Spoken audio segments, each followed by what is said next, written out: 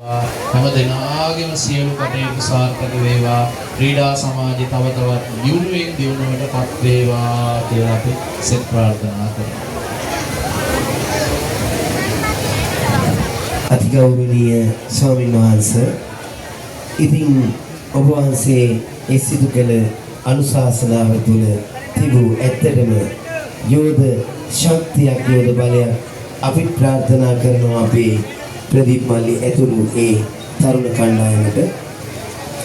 ඉතින් ඔබ වහන්සේලා මේ ස්ථානයට වැඩම කරන යම්කිසි කාලයක් මෙහි රැඳී ඉඳලා මේ ආපසු ඒ විහාරස්ථාන කරා වඩිනවා. ස්වාමීන් වහන්සේ, අපි මාස 8ක් තුළ සිදු කළ කාර්ය ඒ ඔබ වහන්සේ ඒ අනුශාසනාව තුළ ඒ කතා කළ දේශනා කළ විඩාව ඇත්තටම කොහෙන් ගියාද නැහැ, දුර වෙලා යනවා. ඉතින් මේ හැම රාත්‍රියක්ම වාගේ මේ ප්‍රධාන අපි ඒ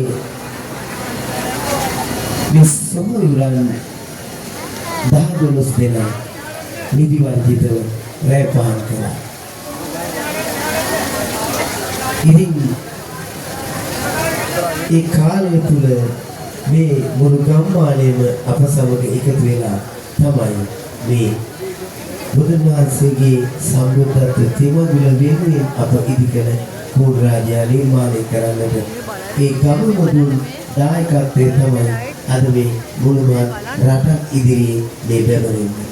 ඉතින් නමස්කාර පූර්වක ස්තුතිවන්ත වෙනවා ගෞරවනීය ආන්දරනේ අපහට මෙවන් අනුශාසනාව සිදු කිරීම සම්බන්ධව.